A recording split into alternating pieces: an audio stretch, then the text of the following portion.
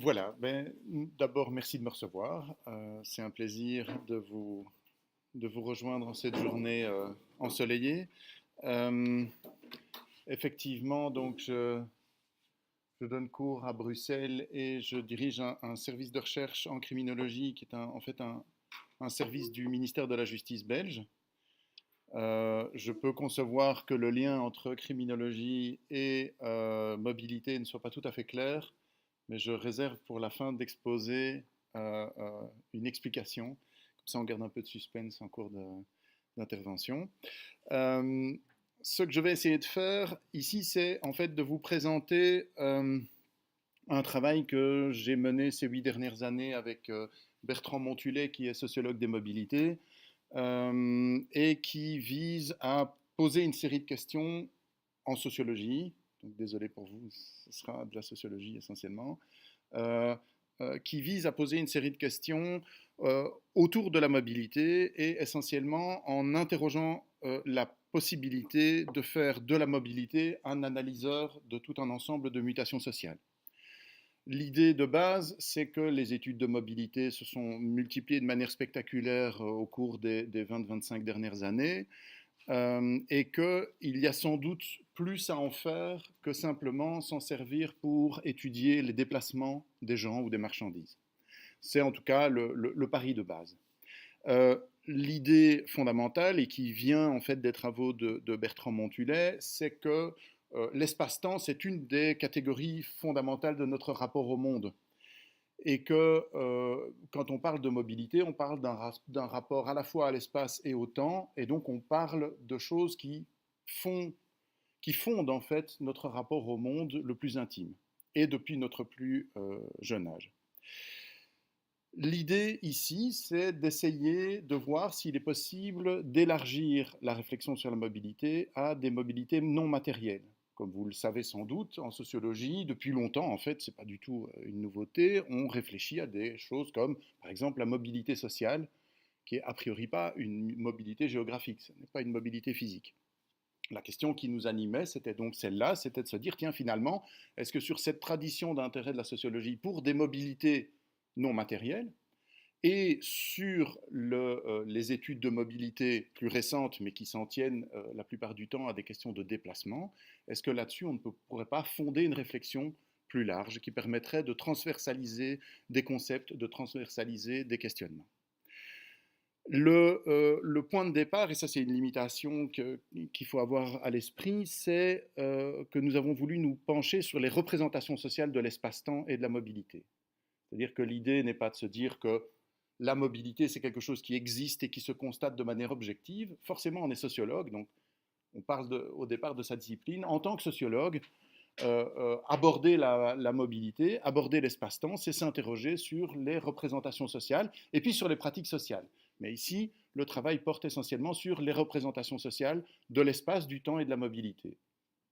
C'est une approche diachronique. La question qu'on s'est posée, c'est dans quelle mesure l'époque que nous vivons est-elle une époque charnière? Alors, on sait bien qu'il y a une tendance à considérer chaque époque comme époque charnière, parce que comme les époques charnières sont les plus intéressantes, on a généralement très envie de vivre une époque charnière. Donc peut-être que nous sommes tombés dans ce piège, peut-être pas.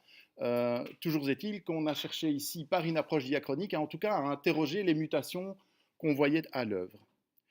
Et donc, le travail que je vais vous présenter ici porte essentiellement sur la question des représentations et sur la question des normes sociales qui, quelque part, découlent de ces représentations.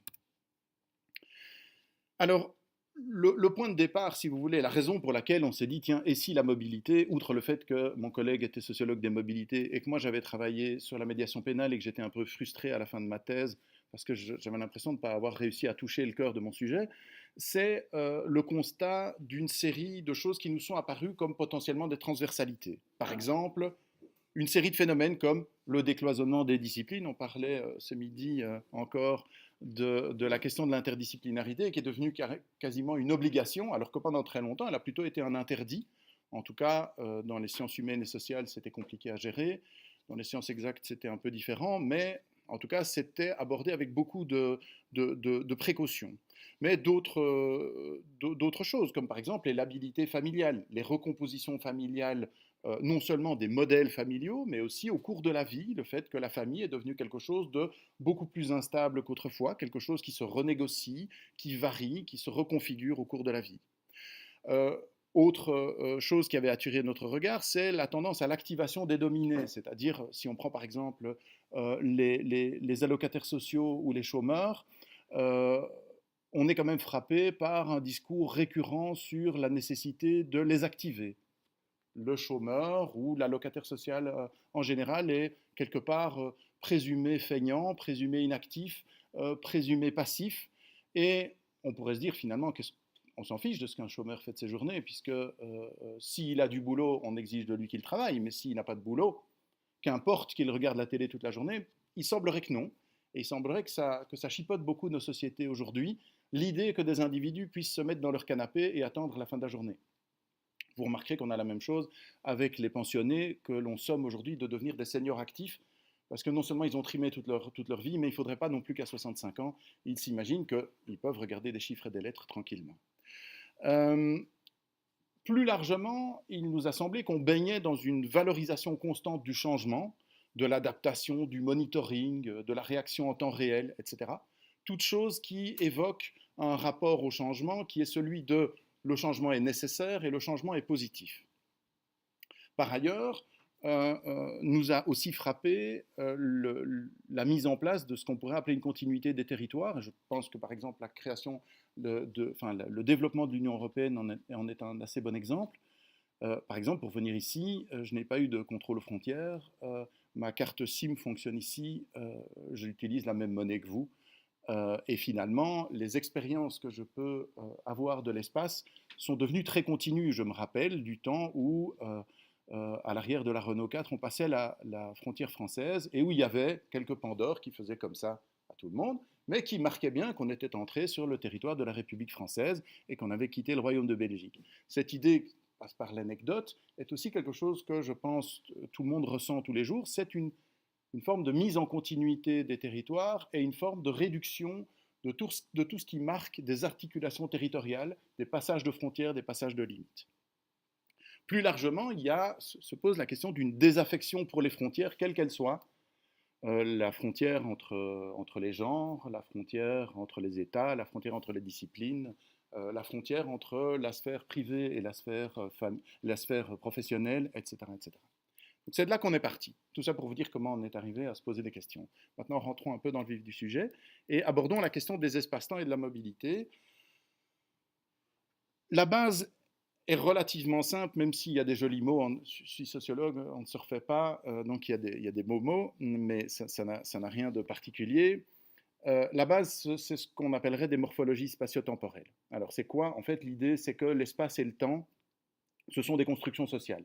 On est bien d'accord pour dire qu'une horloge atomique mesure un écoulement du temps, mais ce n'est pas celui qui m'intéresse. Ce qui m'intéresse, en tant que sociologue, ce n'est pas le vécu de l'horloge atomique, bien entendu. C'est le vécu au sein d'une société, des personnes qui vivent dans cette société et qui la constituent. Si on réfléchit, on peut se dire que les façons dont nous nous représentons l'espace et le temps sont extrêmement dépendantes du cadre social dans lequel nous vivons. Par exemple, dans les années 70, excusez-moi, je parle en belge, mais donc dans les années 70, quand on voulait se retrouver quelque part, on ouvrait sa carte Michelin. C'est une occasion de dispute qu'on a malheureusement perdue, mais donc on ouvrait sa carte Michelin et on cherchait l'endroit où on était sur la carte. On avait une représentation plane de l'espace, enfin relativement ondulée, mais quand même plane, et parfois on était au bord de la carte, parfois on était au milieu. Aujourd'hui, quand je veux savoir où je suis, on prend ça, on allume le GPS et on est toujours au milieu de l'écran. C'est-à-dire qu'en fait, on est passé de où est-ce que je suis à par où est-ce que je dois aller. C'est un rapport à l'espace qui a fondamentalement changé notre représentation de ce qu'est l'espace. Par exemple, tout à l'heure, j'ai fait le chemin avec mon vélo entre la gare du Nord et la gare de Montparnasse. Je me suis dit que c'était l'occasion de traverser un peu des rues parisiennes. Et je ne sais pas par où je suis passé. Oui, mais bien sûr. Je mets toujours un gilet fluorescent. Mais depuis plus longtemps que les mouvements actuels, bien entendu. Mais donc, je ne sais pas par où je suis passé. J'ai vu les rues, mais j'étais toujours au milieu de mon écran. Je n'ai pas voyagé sur ma carte. C'est juste un exemple. De la même manière que par exemple, notre rapport au temps a changé. Il fut un temps où quand on travaillait de 9 à 5, et à 5, on disait, bon, ben, j'ai fait mes heures, je m'en vais. Et tout le monde disait, ben, effectivement, maintenant c'est l'heure de la famille, et donc on arrêtait. Aujourd'hui, par exemple, il est devenu beaucoup plus compliqué de dire, il est 5 heures, je m'en vais, ou de dire, c'est le week-end, pas question que je réponde à un courrier professionnel. À l'époque dont je parlais avant, évidemment, les courriers professionnels, ils arrivaient ici, ils étaient dans le bac à courrier, et donc on ne les voyait que le lundi matin. Tout ça pour dire, évidemment, que notre rapport social au temps a changé, et la façon dont nous croyons que le temps s'écoule a changé aussi. Or, l'espace et le temps sont intimement liés. Ça, c'est un des présupposés qui vient des travaux de Bertrand Montullet, c'est-à-dire qu'il y a des morphologies spatio-temporelles qui sont en fait des représentations correspondantes de l'espace et du temps. Je vais donner juste un petit exemple que je développerai après. Si on se représente l'espace comme une étendue qui est structurée par des frontières, et que donc on se dit, la vraie question, c'est la frontière, donc l'intérieur et l'extérieur, ça implique qu'on ait un écoulement du temps qui permettent des zones de stabilité. Une frontière, ça ne peut pas être redessiné tous les jours. C'est redessiné à l'occasion d'une conquête, à l'occasion d'un traité, éventuellement à l'occasion d'une réunification ou des choses du genre. Mais il est hors de question, par exemple, que la frontière entre la Belgique et la France varie d'un jour à l'autre. Ça n'est pas possible. Ce qui veut dire que si la représentation de la structuration de l'espace, elle passe par exemple, la frontière plutôt que le réseau, ça implique qu'on ait une représentation du temps qui y corresponde et qui permet, par un jeu de stase et de rupture, de dire, en fait, le monde est stable et parfois brutalement change. Je reviendrai dessus. Tout ça pour vous expliquer pourquoi je vais parler de morphologie spatio-temporelle. La mobilité là-dedans, c'est quoi? Mais c'est très simple en fait. Là, on a pris la définition minimale de la mobilité, c'est un déplacement dans l'espace au cours du temps. Il n'y a pas plus simple que ça. Donc, les représentations de la mobilité dépendent des représentations de l'espace-temps. Voilà, je suis désolé, je dois cadrer l'intervention et c'est peut-être un peu aride. Autre élément important, nous plaidons pour la conception sous un même regard des espaces physiques et non physiques. En fait, pour le sociologue, c'est quoi un espace? Pour le sociologue, c'est le résultat d'un processus de spatialisation, c'est-à-dire quelque chose que la société va construire comme un espace.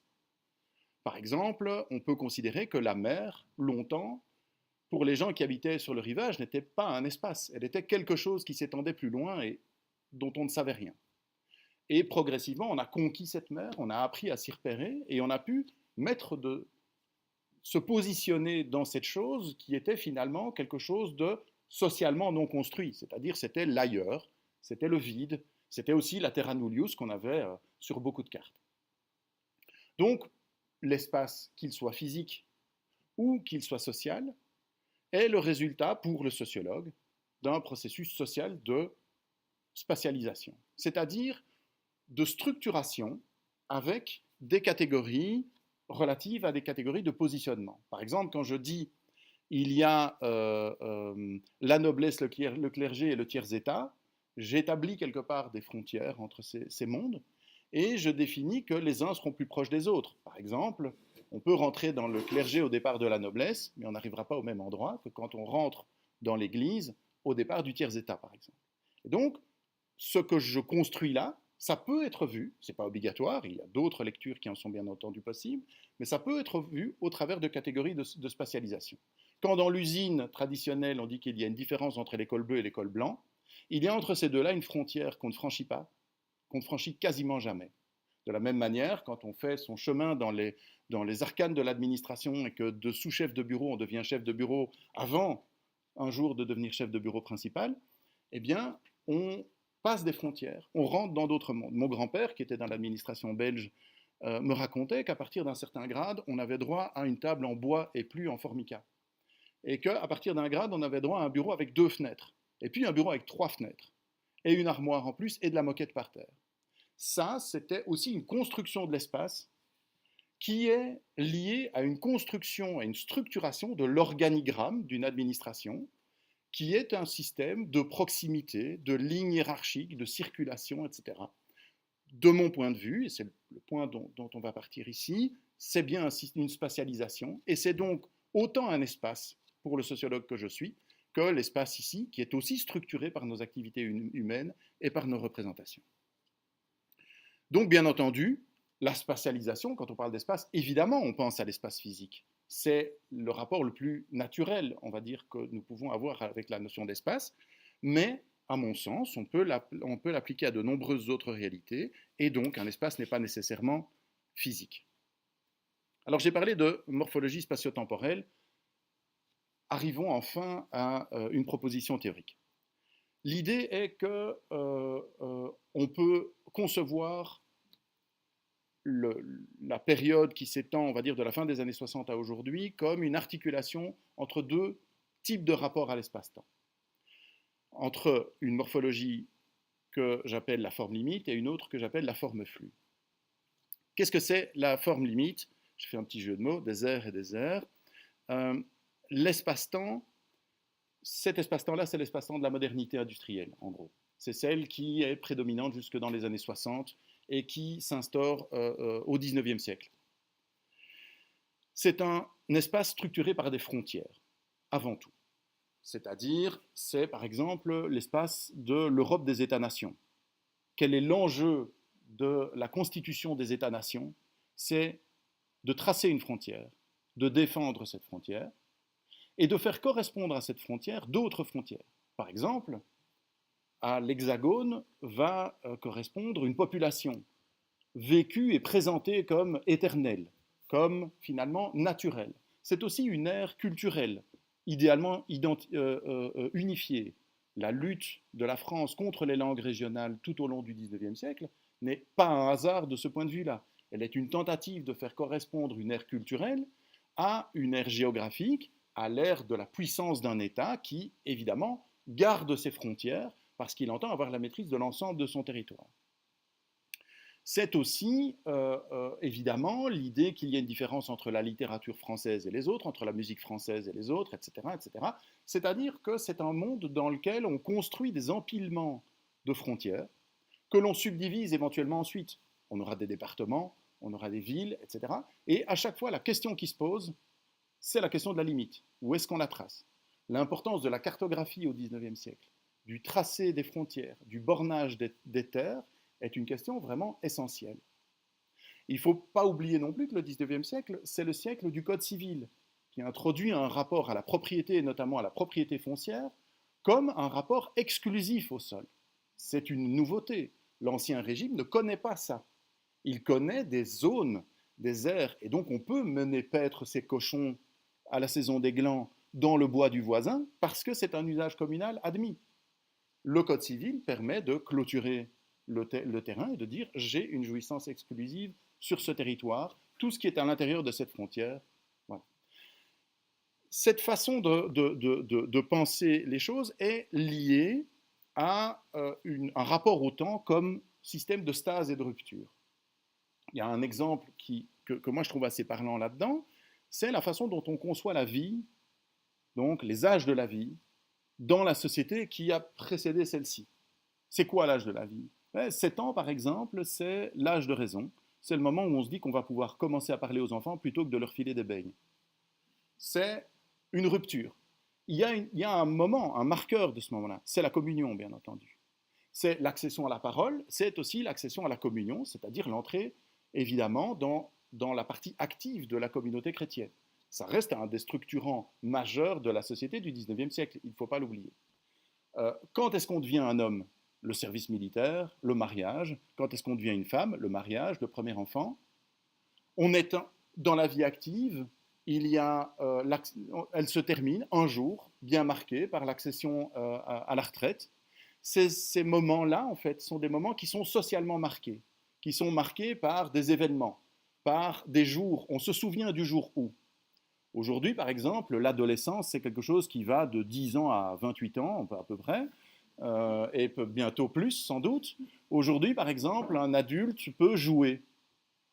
Un adulte, oui, jouait aux cartes éventuellement, au bridge le vendredi soir avec ses amis, c'est possible, mais on n'imaginait pas le phénomène d'équidulte qui reste, par exemple, des fans des séries de manga qu'ils regardaient dans les années 80 et qui vont se déguiser en personnage de Goldorak pour aller à un cosplay le week-end. On n'imagine pas non plus qu'ils passent la soirée sur des jeux électroniques comme leur enfant de 14 ans. Donc, ce que je veux dire par là, c'est que une des propositions de base, c'est l'idée que cette forme limite repose donc sur l'idée que le monde se structure par des limites. La question, c'est de savoir quand ça a basculé. L'histoire que l'on écrit sous ce règne-là, c'est l'histoire des batailles, c'est l'histoire des révolutions. La Révolution française, c'est le 14 juillet. C'est complètement faux, bien entendu. En tout cas, aujourd'hui, les historiens, ils déconstruisent cette vision-là. La question de la date de la chute de l'Empire romain, comme si un jour l'Empire romain s'était effondré, qu'on avait dit, ah ben zut, il est tout cassé, il va beaucoup moins bien fonctionner maintenant. Personne n'a dit ça, bien entendu. Mais on est dans un système où ce qu'on cherche, ce sont ces articulations. Parce que la représentation qu'on a de l'écoulement du temps, c'est la représentation de quelque chose qui est heurté, des stases et des ruptures. Et c'est cette représentation-là qui est nécessaire pour l'existence de frontières. Que ce soit des frontières sociales, que ce soit des frontières dans l'entreprise, etc., etc. Comment progressons dans une entreprise? Par des promotions. Comment est-ce qu'on obtient des promotions? Par des examens ou à l'ancienneté, etc. Qu'est-ce que c'est alors la mobilité dans ce cadre-là? Une des choses dont il faut essayer de se départir, c'est de l'idée que la société qui a précédé notre société mobilitaire est une société immobile. Absolument pas. La société du 19e siècle est une société extrêmement mobile. Il ne faut pas oublier que c'est la société qui invente le chemin de fer. C'est la société qui met des machines à vapeur dans des bateaux. Toute la première moitié du XXe siècle est marquée par le ruban bleu, la course au paquebot qui traversera le plus vite l'Atlantique. Donc c'est une société de la vitesse, c'est une société qui bouge, et qui bouge même énormément. C'est une société qui importe, qui exporte, etc. etc. Par contre, dans ce monde-là, comme on est dans un jeu de frontières, la question c'est dans quelle frontière suis-je aujourd'hui inclus? C'est-à-dire que nécessairement, je suis citoyen d'un État, membre d'une communauté culturelle, membre d'une race. Il ne faut pas oublier, et je ne l'ai pas mentionné avant, mais que l'entreprise de dessin de frontières et de constitution de frontières n'épargne pas l'être humain. Et donc, si on racialise la vision de l'être humain, c'est aussi pour séparer les races, justement, pour tracer des frontières. Je rappelle aussi que dans le même mouvement, le 19e siècle en biologie, c'est le siècle de la classification. Donc, si on est dans un système de frontières, la première question, c'est de se dire dans quelle frontière suis-je inclus? Où est-ce que je suis? Est-ce que je suis du côté des femmes ou des hommes? Est-ce que je suis du côté des patrons ou des ouvriers? Est-ce que je suis en France ou en Belgique, etc. Ensuite, on peut bouger. Donc, on est dans un système qui conçoit l'ancrage comme nécessaire à la définition d'une situation et la mobilité possible, voire nécessaire, mais pour gagner un autre ancrage. Exemple, les ouvriers. Au XIXe siècle, on sait bien que la main-d'œuvre ouvrière, d'abord, est le résultat d'un processus d'exode rural, mais qu'ensuite, elle est aussi une main-d'œuvre instable. On engage dans un charbonnage, puis on débauche, puis on embauche, puis on débauche, et donc de nombreux ouvriers se retrouvent sur les routes à la recherche d'un emploi. Que fait l'État? Il instaure le livret ouvrier qui fait qu'on contrôle le déplacement de l'ouvrier. L'ouvrier peut légitimement se déplacer, et il est attendu de lui qu'il se déplace d'ailleurs, il peut légitimement se déplacer s'il quitte un ancrage dans une entreprise pour gagner un ancrage dans une autre entreprise. Il n'est pas question de laisser errer des ouvriers gauchistes qui risqueraient de propager des idées révolutionnaires, etc. L'internationalisme, ne l'oublions pas, est une des grandes peurs. Ce n'est pas un hasard d'ailleurs si ces États-là contrôlent, répriment, voire oppriment les populations nomades, au point que ils en finissent par, certains en tout cas finissent par développer des programmes d'extermination des populations considérées comme apatrides, comme nomades, etc. Donc la mobilité est possible, elle est même encouragée, mais c'est une mobilité franchissement. C'est-à-dire que c'est la mobilité qui consiste à quitter un ancrage pour en gagner un autre, et que la mobilité est repérée, elle existe quand on franchit une frontière. Tant qu'on est à l'intérieur d'un espace, il ne se passe rien. Donc la définition de la mobilité, c'est le franchissement d'une frontière. C'est sortir de quelque chose, c'est quitter un lieu pour entrer dans un autre. Oui, je vous en prie, allez-y.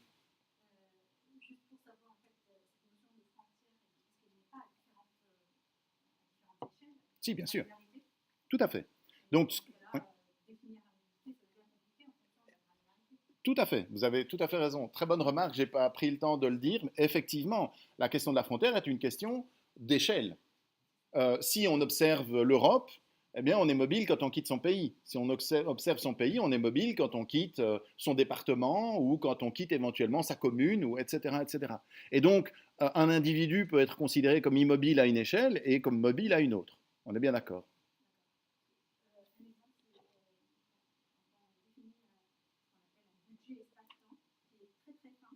Mhm.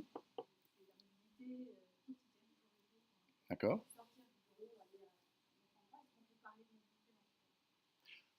Alors ça, c'est une grande question. D'abord, dans quel paradigme êtes-vous? Est-ce que vous êtes dans la forme limite ou pas? Je vais vous proposer un autre modèle qui me semble mieux correspondre aux pratiques actuelles et aux représentations actuelles. Mais ici, l'idée, c'est de dire, voici les représentations sur la base desquelles se construit un rapport à l'espace-temps et à la mobilité. Après, la question, c'est dans quelle mesure une société va-t-elle, à ce moment-là, repérer certains comportements comme relevant de la mobilité ou pas? Et ça, on reviendra dessus parce que c'est l'utilisation, et notamment l'utilisation par certains à leur profit, de ces catégories-là pour se représenter eux-mêmes socialement comme étant mobiles ou immobiles, etc. Donc, ici, on est dans ce que j'appelle un idéal de l'ancrage, où c'est l'ancrage qui est le socle de la dignité, et puis la mobilité est seconde. Autre proposition qui me semble correspondre beaucoup mieux à la situation actuelle, c'est ce que j'appelle la forme flux, c'est-à-dire un jeu de représentation fondé sur l'image du réseau. Alors c'est une rupture avec le rapport moderne à l'espace-temps, mais attention, je ne dis pas que celle-ci a remplacé la précédente. On est dans des jeux de concurrence. Je pense que cette représentation-ci a fortement progressé, mais on est très très loin de pouvoir dire que la précédente a rendu l'âme. D'accord? Le temps ici est conçu comme un flux constant. C'est le temps du changement permanent. Ce dont je parlais tout à l'heure en disant ce changement valorisé pour lui-même, cette évolution constante des choses, cette idée de l'histoire comme l'Empire romain est mort avant d'être tombé et finalement survit longtemps après son décès, puisque le Saint-Empire romain germanique continue de se réclamer de la succession de l'Empire romain d'Occident, que l'Empire romain d'Orient continue d'exister avec des canevas culturels empreints de romanité.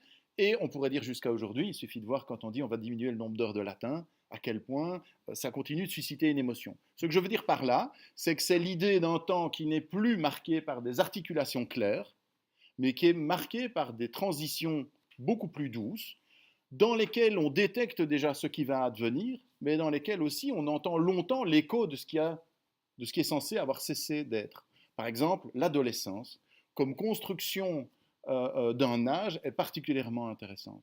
Parce que l'adolescence, c'est pas quelque chose où il y a pas de cérémonie d'entrée dans l'adolescence. Et un jour, on se dit, là, je crois qu'il est assez emmerdant pour être considéré comme un adolescent. Mais ça se fait imperceptiblement. Et parfois, quand les enfants ont 25 ans, on se dit, il serait quand même temps qu'il arrête. Ce serait pas mal. Cet âge de transition, qui est en fait une sorte d'âge flou, dans lequel finalement on va demander aux mineurs, voire déjà aux majeurs, donc à l'adulte, d'être déjà un peu adulte, mais quand même lui permettre de continuer d'être enfant, etc. C'est un des exemples qu'on pourrait donner de ces transitions douces. Quand on est dans un système où tout évolue tout le temps, par exemple un système dans lequel on se forme tout au long de la vie, pendant lequel les technologies changent en permanence, dans lequel le temps de se retourner pour faire un autre boulot, on revient, on se rend compte qu'on n'y comprend plus rien, quand on est dans ce cadre-là, l'espace ne peut plus être défini par des frontières. Parce qu'une frontière, par exemple, je ne sais pas si vous connaissez un peu Bruxelles, mais Bruxelles est une ville qui institutionnellement est enserrée dans 19 communes. Elle a un très petit territoire en fait. Et en fait, elle a ce qu'on appelle un hinterland beaucoup plus grand, c'est-à-dire une zone de rayonnement qui est, à l'échelle de la Belgique bien entendu, assez conséquente. Et qui est différente en fonction des domaines. Si vous aimez l'opéra, ben Bruxelles est plus important que si vous aimez le théâtre, et plus si vous aimez le théâtre que si vous aimez le cinéma, et etc., etc. Ce que je veux dire par là, c'est que le phénomène Bruxelles, la question de c'est quoi Bruxelles, et finalement, les frontières, ça n'a pas beaucoup d'intérêt.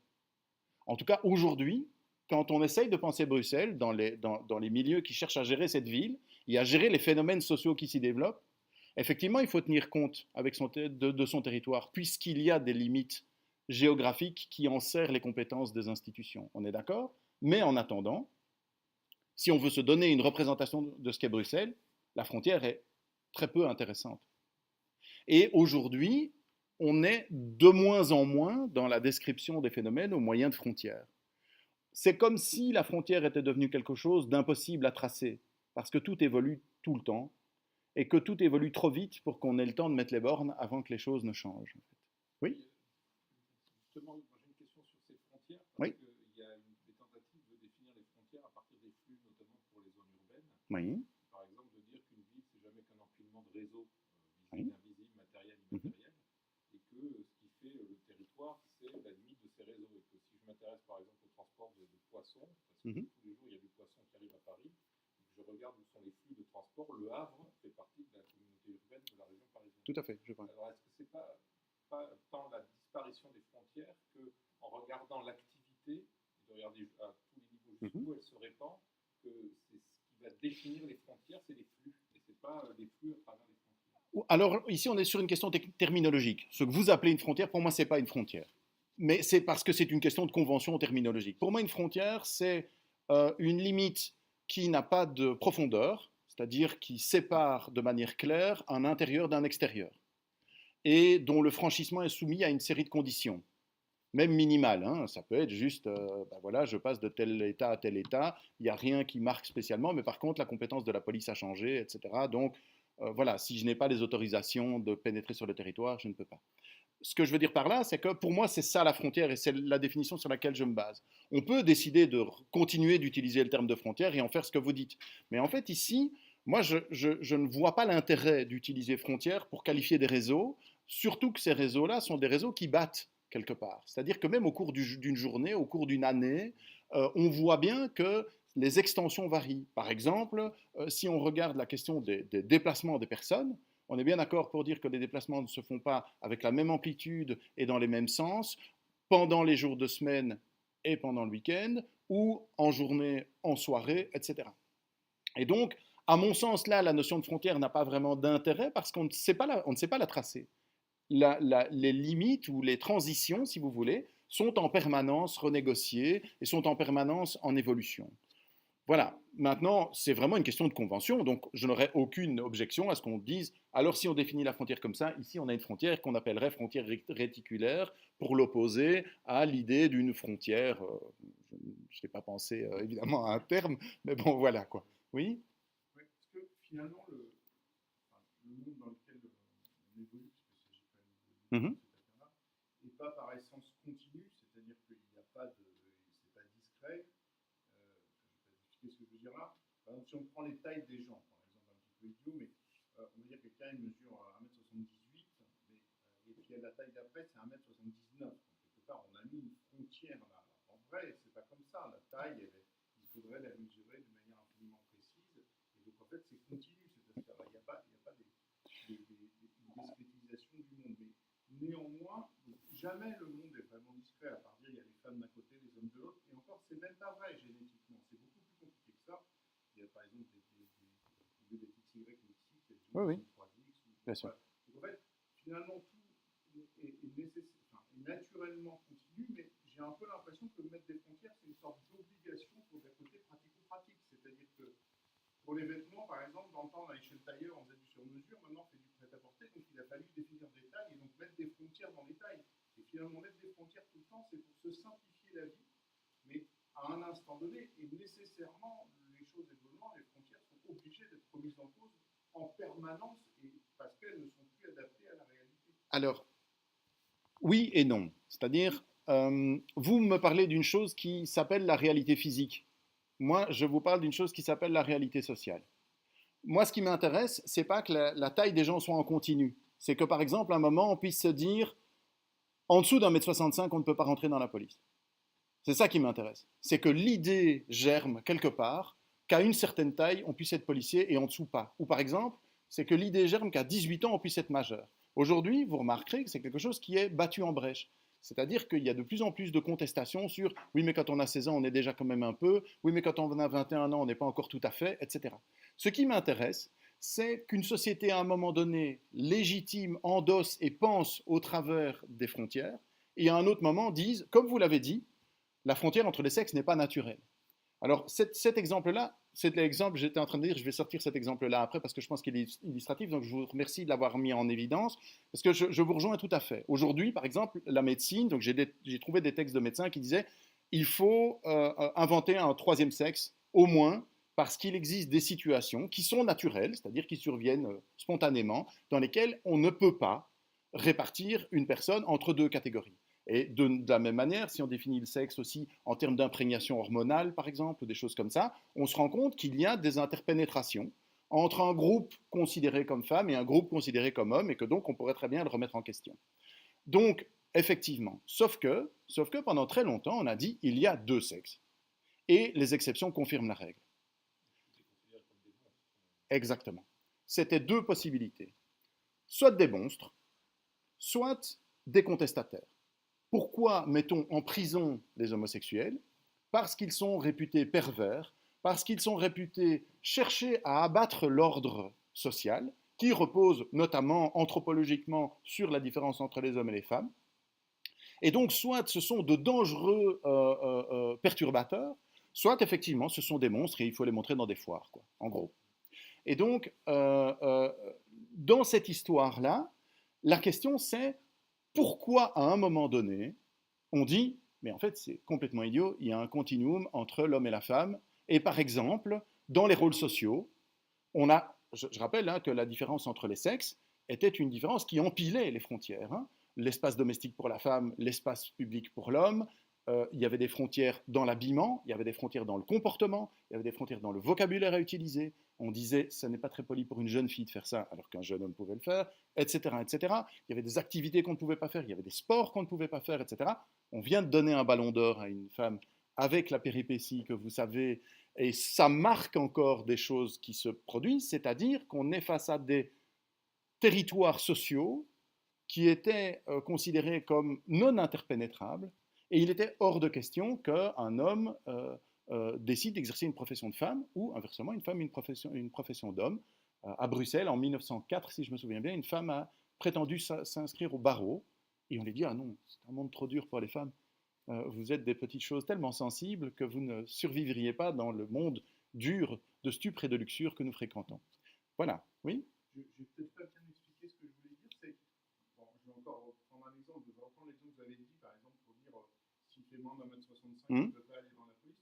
En fait, en vrai, je pense que les gens qui ont pris cette règle-là, je vais imaginer un dialogue qu'ils auraient pu avoir entre eux, peut-être quelqu'un disait, non, mais s'il fait moins d'1m65, mais qu'il est quand même assez costaud et assez dynamique, on pourrait quand même le prendre. Oui, puis l'autre, il est plus grand, machin. Et donc, en fait, et au bout d'un moment, ils se sont dit, ouais, on ne va pas définir des règles super compliquées ou prendre chaque candidat et puis aller le tester pour voir s'il a la capacité ou pas.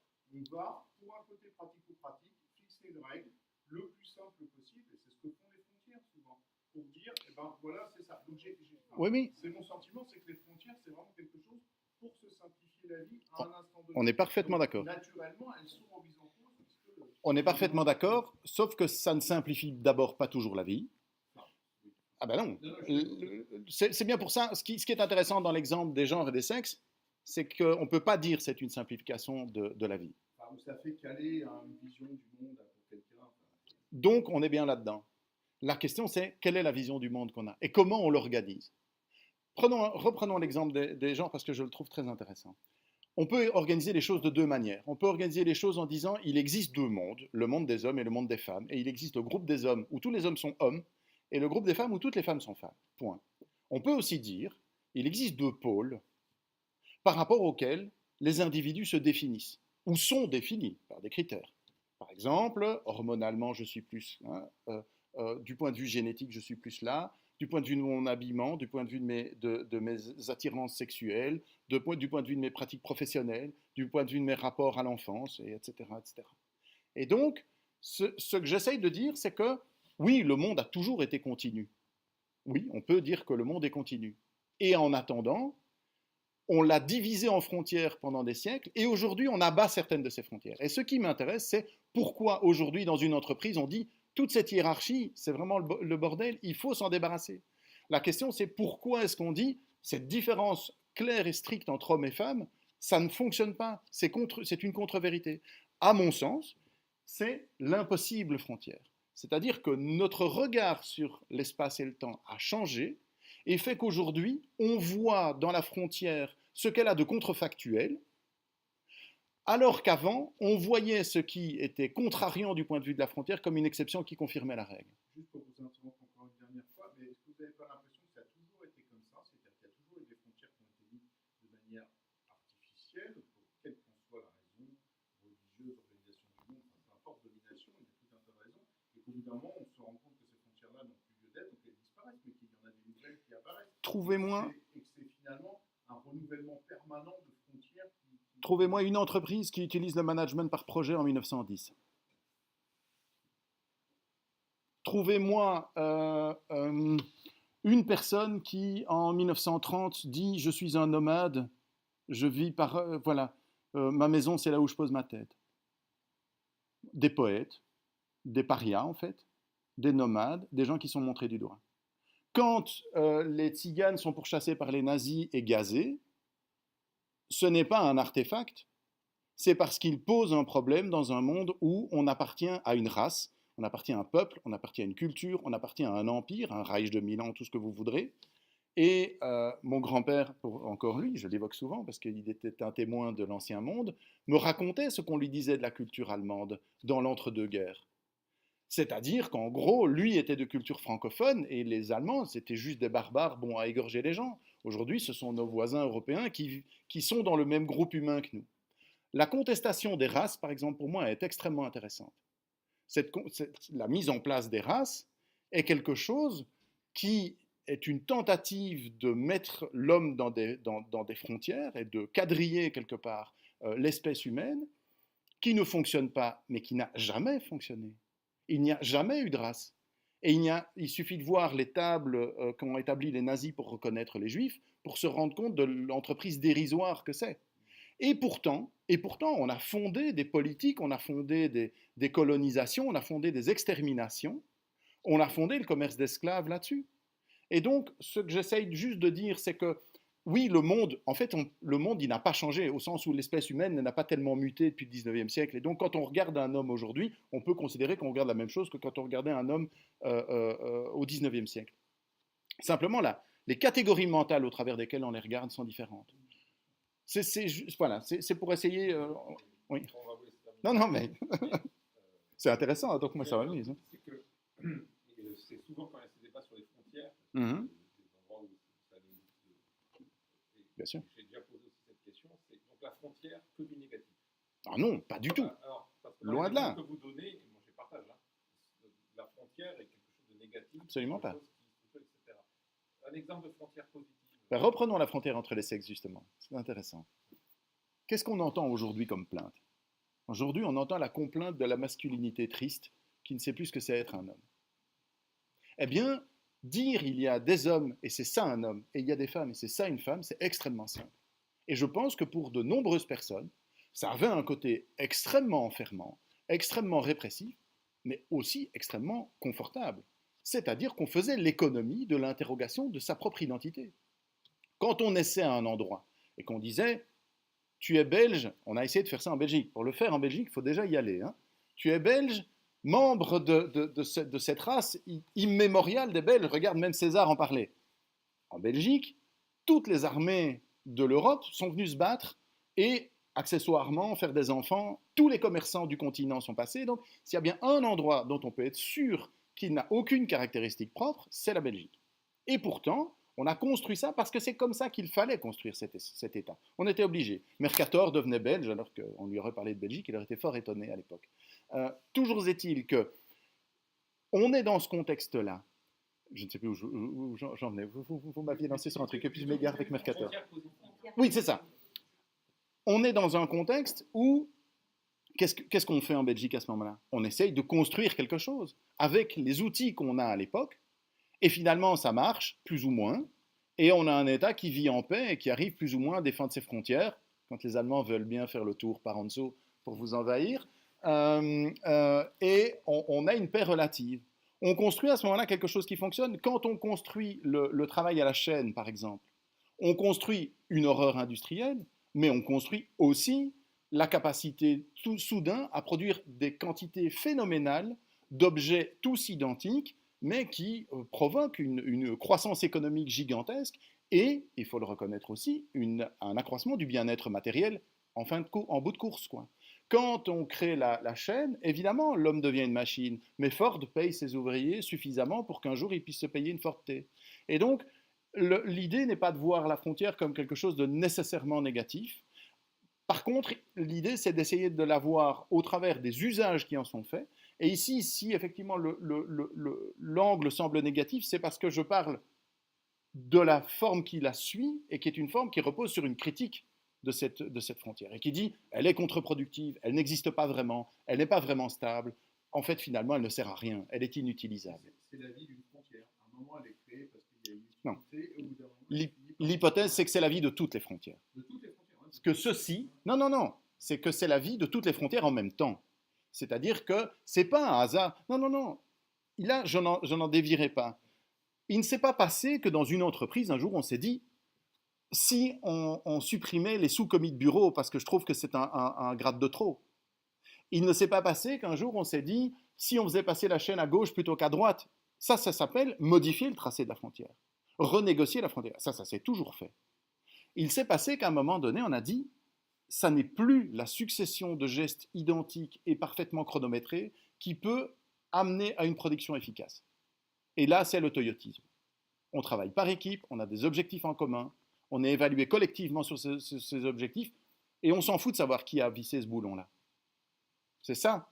Quand une entreprise décide de prendre une structure plane en disant il n'y aura plus que 3 grades, et tout le monde va collaborer dans des projets, et plus personne n'aura de définition stricte de sa fonction en disant tu es le responsable de la transformation des bordereaux roses en bordereaux roses tamponnés, quand on abandonne ça, on le fait non pas parce qu'on dit on va changer l'endroit où on met la frontière, on le fait parce qu'on dit la frontière pose problème en tant que frontière. Et les frontières posent problème en tant que frontière. La construction européenne, c'est ça. Dans votre exemple, on remet des frontières au niveau de la notion de projet. Pas du tout, absolument pas. J'y viens. Je parlerai des frontières. Alors, si vous voulez bien, je vais finir mon exposé et vous verrez que ça se tient. Après, vous pouvez ne pas être convaincu, j'ai pas de souci avec ça. Mais la construction européenne, par exemple, c'est l'idée que la frontière, elle pose problème, en tant qu'elle est une frontière. La frontière, c'est la guerre, la frontière, c'est la concurrence économique, la frontière, c'est l'enfermement des personnes, etc., etc. Alors, comment est-ce qu'on bouge dans un monde sans frontières et qui est un réseau? C'est ça la question de la mobilité, finalement. On ne peut plus franchir une frontière, ça ne peut plus être une mobilité franchissement. Qu'est-ce que ça peut être? C'est ce qu'on a appelé soit une mobilité dérive, soit une mobilité kinétique. C'est quoi une mobilité dérive? Si je suis dans un réseau, comment est-ce que je me repère dans l'espace? Le réseau, c'est un système dans lequel c'est le lien potentiel entre deux nœuds du réseau qui permet de dire s'ils ont un rapport ou pas. La question n'est pas de savoir s'il est éloigné ou pas. C'est comme quand je charge une page, que le serveur soit ici ou que le serveur soit en Allemagne ou aux États-Unis, pour moi, l'expérience, elle est la même. La question, c'est est-ce que mon ordinateur, à ce moment-ci, entre ou pas en connexion avec ce serveur? Bon. Comment est-ce qu'on est mobile dans ce cas? Comment est-ce qu'on se repère dans l'espace? On se repère dans l'espace par un jeu de relations.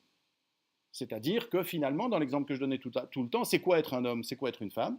Eh bien, c'est une définition personnelle d'un type de relation qu'on a à des pôles qui seraient un pôle de la masculinité, un pôle de la féminité, grosso modo. Et donc, finalement, toute position devient relative. On n'est plus sur un espace préquadrillé dans lequel les frontières sont déjà tracées, on est dans un espace dans lequel on ajuste en permanence sa relation aux autres. Et finalement, la distance physique, le fait qu'on soit dans la même pièce ou pas la même pièce, par exemple, le mail, c'est un très bon moyen pour parler à son voisin de bureau comme s'il travaillait dans une université à Tokyo. C'est à ça que ça sert le mail, hein, c'est à ne pas se lever pour aller parler aux collègues à côté. La question de savoir si la porte est ouverte ou fermée n'a plus d'importance. La question, c'est avec qui est-ce que je peux rentrer en relation? Comment est-ce qu'on est mobile dans ce cadre-là? Bien, une des manières d'être mobile, c'est que comme tout bouge en permanence, je bouge. C'est ce qu'on appelle la mobilité dérive. C'est-à-dire que les points de repère eux-mêmes sont en permanente renégociation. Parce que comment définit-on le pôle féminin et le pôle masculin? En fonction des définitions que les gens en donnent à un moment donné. Et le rose n'est pas censé être une couleur masculine ad vitam aeternam, par exemple. C'est-à-dire que c'est par un jeu de relations entre différents points que se structure un rapport à l'espace. Et donc, même si je tiens absolument à rester absolument immobile, je ne peux pas. Si je cherche à rester immobile à ma place dans mon entreprise, je peux le faire quand ma fonction est délimitée et que j'ai un grade. Je ne peux plus le faire quand je suis dans un management par projet. Parce qu'on me met dans d'autres projets, parce que les autres projets avancent, parce qu'on me dit ah, il faudrait que tu fasses ça en plus, etc. Ce qui veut dire que la mobilité est devenue aussi, quelque part, préexiste à l'ancrage. On n'est plus dans l'idée d'un ancrage que l'on quitte pour gagner un autre ancrage. On est dans l'idée que tout bouge en permanence. Que comme tout bouge en permanence, il faut s'ajuster en permanence. Donc on rajoute évidemment du mouvement au mouvement. C'est la mobilité kinétique. C'est-à-dire cette tentative fébrile de rattraper le mouvement en permanence parce que quel est le problème si on ne bouge pas? C'est qu'on est largué. Et aujourd'hui, être largué, c'est sans doute la pire des choses qui puissent arriver.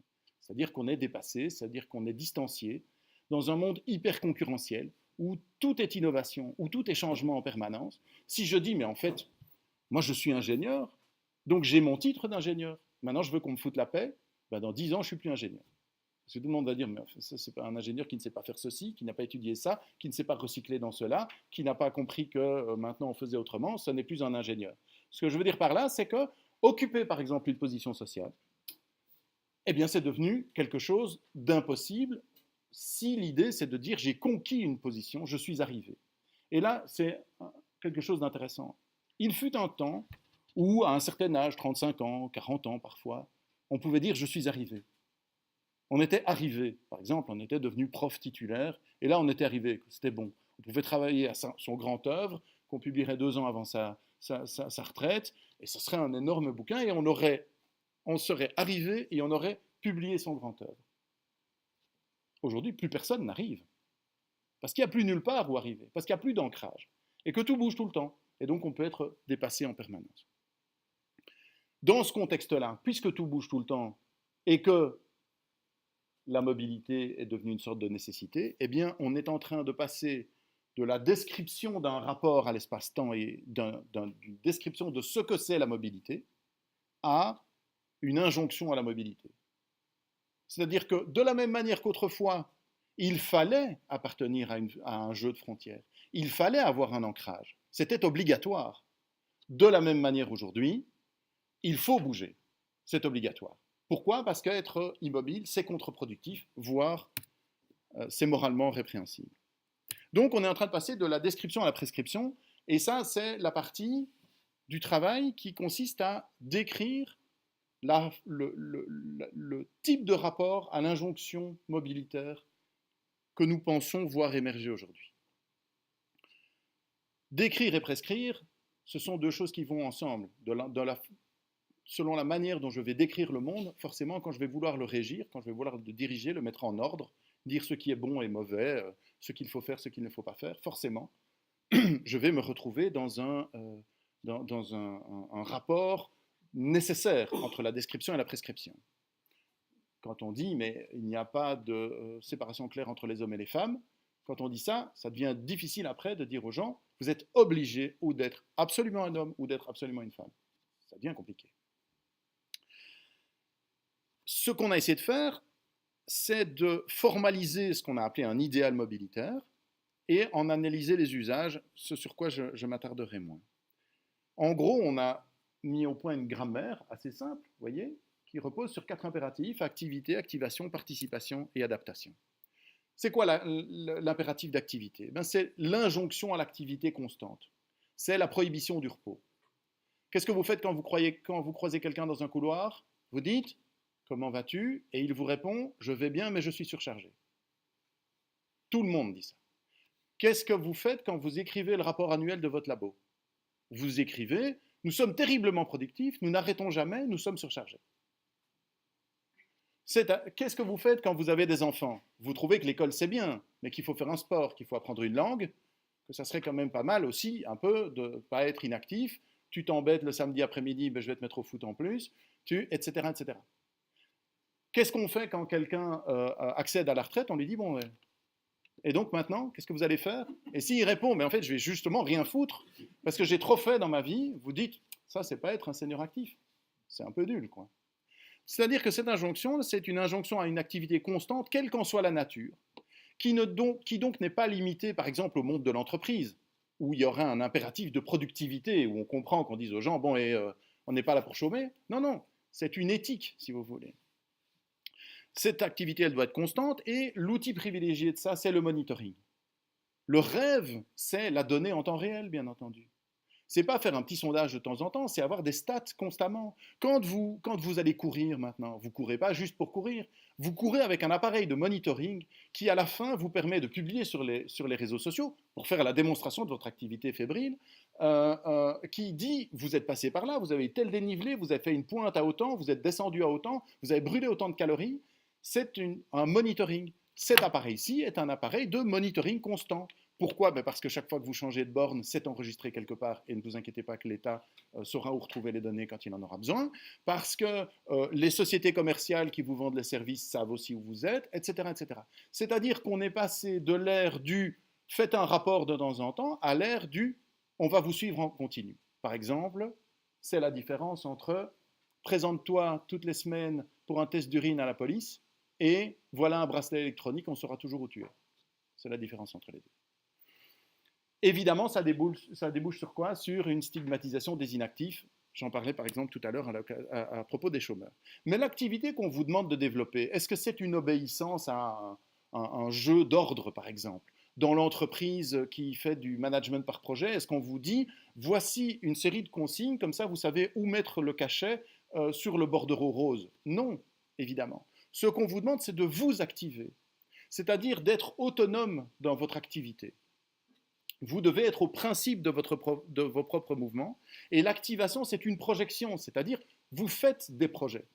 Quand vous perdez votre emploi, on vous demande quel est votre projet. Et si vous répondez, c'est payer mon loyer à la fin du mois, donc je veux juste gagner de l'argent, on vous dit, ça n'est pas un projet, ça. Où est-ce que vous vous voyez dans 5 ans? Qu'est-ce que vous voudriez faire, etc. Qu'est-ce que vous ne voudriez pas faire, mais qu'on voudrait que vous vouliez faire, et que donc on finira bien par vous faire une clé de bras pour que vous ayez envie de le faire. Bon, donc voilà, c'est, si vous voulez, on ne vous contraint plus par l'ordre, on vous contraint en vous demandant un projet qui soit conforme aux attentes qu'on a de vous. C'est un plan qu'on vous demande, par exemple, un plan de management quand vous rentrez, un plan d'activité, un plan de détention quand vous entrez en prison en Belgique, ce n'est pas encore en vigueur, mais c'est dans la loi. C'est un plan de réinsertion quand vous quittez la prison, c'est un plan que vous faites avec votre conseiller Pôle emploi, etc. etc. C'est un plan, mais pas une planification. Donc on ne vous dit pas, il faut produire autant de kilos de grains, autant de tonnes d'acier, etc. Ce n'est pas le plan quinquennal. C'est un plan individualisé et vous êtes à l'origine de ce plan-là. C'est une contrainte à l'autocontrainte, en fait. On exige de vous que vous vous contraigniez vous-même. C'est évidemment, dans ce cadre-là, une stigmatisation des obéissants. Vous devez être conforme, mais pas obéissant. C'est une des injonctions paradoxales. Vous devez avoir de l'initiative, être proactif, penser out of the box, etc. Mais vous avez intérêt à être dans les clous, hein, parce que si vous pensez out of the box en disant finalement si on virait le patron et qu'on co-gérait la boîte, ça marche moins bien. Ça veut dire quoi? Ça veut dire qu'on vous demande d'être actif tout le temps, d'être proactif, donc de prendre des initiatives, mais pas tout seul dans votre coin. Ce qu'on vous demande, ce n'est pas d'écouter pousser vos cheveux ou de dire j'ai un grand projet spirituel, je veux cultiver mon moi intérieur et ouvrir mes chakras. Ce n'est pas ça qu'on attend de vous. On vous demande d'être participatif, c'est-à-dire de mettre en place des logiques collectives dans lesquelles vous allez, avec des partenaires que vous recrutez ou qui vous recrutent, c'est ce que Boltanski et Capello notamment décrivent dans La Cité par projet, construire des projets collectifs et temporaires. Un projet, c'est temporaire, nécessairement, parce que c'est un projet. Par exemple, un projet familial, c'est temporaire. Théoriquement, un mariage, pas. C'est-à-dire que dans l'ancien monde, on se mariait, c'est-à-dire que la femme quittait son lignage pour entrer dans la famille de son mari, à laquelle elle appartenait. Alors on sait bien que le divorce existait, mais les conséquences du divorce étaient quand même assez lourdes à porter, surtout pour les femmes bien entendu, et donc, quelque part, cette mobilité familiale était en soi une infraction. Tandis qu'aujourd'hui, on monte des projets familiaux. C'est quoi un projet familial? C'est une relation familiale qui va durer tant que ça arrange les partenaires, en fait. C'est-à-dire que un jour, vous dites « je m'ennuie » et vous allez voir ailleurs. Cette idée-là, c'est l'idée de la participation. C'est-à-dire que comment développe-t-on son activité? On la développe en participant avec d'autres partenaires à des projets communs. Vous avez des projets professionnels, des projets privés, des projets associatifs, etc. etc. Et finalement, vous prouvez votre valeur dans le cumul et la succession des projets. C'est-à-dire que vous êtes capable d'être à la fois une mère exemplaire et une employée modèle et une membre fiable de votre club sportif, et etc., etc., etc. Donc, vous avez tous ces projets, vous jonglez avec, et quand votre téléphone sonne, vous savez comment répondre instantanément en fonction du numéro qui s'affiche. C'est votre fils qui vous allez l'engueuler parce qu'il a brûlé le tapis, c'est votre mari, vous allez l'engueuler parce qu'il a... etc. Mais donc, vous réagissez au quart de tour et donc vous êtes capable de switcher, de passer instantanément d'un projet à l'autre. De la même manière, comme les projets sont temporaires, il vous en faudra plusieurs. Le projet professionnel, c'est ça. C'est ça l'outplacement. Quelle chance vous avez été licencié, c'est l'occasion de rebondir. C'est comme ça que dans certaines boîtes d'outplacement, on accueille les gens en disant vous terminez un projet, mais c'est génial, plein d'opportunités s'ouvrent à vous. Alors c'est plus facile quand on est ingénieur que quand on est non qualifié, bien entendu, mais en attendant, la logique qu'il y a derrière ça, c'est la logique de la succession des projets. L'être conforme aujourd'hui est un être rebondissant, capable de passer d'un projet à l'autre et de ne pas se laisser abattre. C'est une forme de contrainte, de coordination par l'autocontrainte. Évidemment, là-dedans, qui est-ce qu'on stigmatise? Les isolés, les inemployables, ceux qui ne sont jamais demandés dans aucun projet, ceux dont personne ne veut. Avant, leur seul problème, c'est qu'ils n'étaient jamais sélectionnés au foot ou en tout dernier, et ils se retrouvaient au but, dans la cour de récréation. Mais maintenant, la sélection, on fait des équipes, ça marche dans les entreprises. Si vous menez de front plusieurs projets, si vous menez successivement différents projets, vous êtes obligé de vous adapter, vous êtes obligé de vous adapter constamment. C'est la question de l'articulation entre les différents projets synchroniques et diachroniques. Évidemment, ici, le rythme, c'est le temps réel, c'est-à-dire que vous devez vous adapter tout le temps, et c'est tout le discours sur la flexibilité, les sociétés agiles, le temps réel de la justice, le temps réel des entreprises, le zéro stock, le flux tendu, enfin tous ces machins-là, le lean management, etc., etc. C'est la question de comment pouvoir adapter en permanence la production, mon comportement, les offres de services, les prix, etc., etc. Évidemment, c'est lié à la question du monitoring qu'on voyait tout à l'heure. Pourquoi est-ce qu'on a autant besoin de monitoring? Parce que justement, on veut adapter en permanence. Et que le grand problème, c'est la rigidité. Le grand problème, c'est il n'y a pas assez de bus à cet endroit-là alors qu'il en fallait. Oui, il y a 6 mois, il y en avait trop, mais maintenant, il y en a trop peu, donc ça ne va pas, etc. Donc la souplesse est devenue une nécessité et on est passé dans une ère de la posture plutôt que dans une ère du statut. C'est-à-dire que plutôt que de conquérir une place, de dire maintenant j'occupe cette place, je suis à cette place et je le serai jusqu'à ce que je décide d'aller vers une autre place, maintenant on est plus dans quel est mon jeu de posture à adopter pour être conforme en fonction du contexte dans lequel je vais devoir agir maintenant. Alors pourquoi la prison? Je vous avais dit que j'étais criminologue, donc il fallait bien qu'on arrive à quelque chose, et donc je travaille actuellement sur la question de la prison, et plus spécifiquement sur les travaux préparatoires de la loi pénitentiaire belge. Pour la première fois de son histoire, en 2005, la Belgique a adopté une loi pénitentiaire.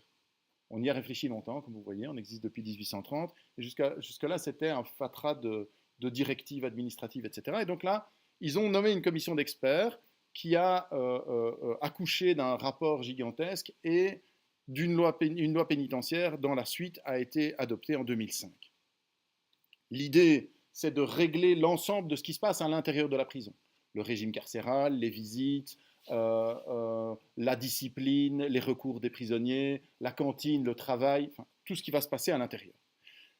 C'est évidemment, comme toujours quand on fait une loi, et toujours quand on fait une loi sur la prison, une tentative aussi de relégitimation de la prison. La prison, depuis qu'elle a été créée, présente des problèmes de légitimité.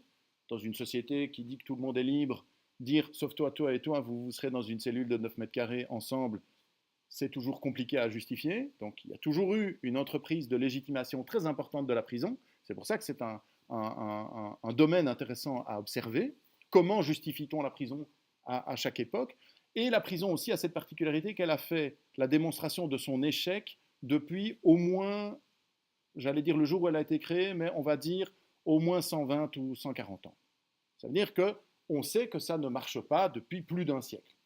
Donc comment est-ce qu'on maintient la prison? Parce qu'on sait que ça ne marche pas, mais on ne veut pas s'en passer, donc il faut des bonnes raisons pour la maintenir. Donc c'est une loi qui est soutenue par tout un discours qui dit la prison de demain, ça sera ça, et alors là, ça sera bien, ça va être super. Donc c'est un document intéressant pour voir comment on justifie une situation sociale. Et donc je me suis dit, finalement, quel meilleur endroit pour essayer de trouver de la mobilité que dans les travaux préparatoires d'une loi qui prévoit d'immobiliser les gens. L'idée, c'est que si on trouve là aussi des invocations de la mobilité, alors c'est que l'idéal mobilitaire, cet impératif qui dit il faut bouger tout le temps, c'est qu'il est très puissant. C'est comme quand vous retrouvez du DDT dans la graisse des phoques.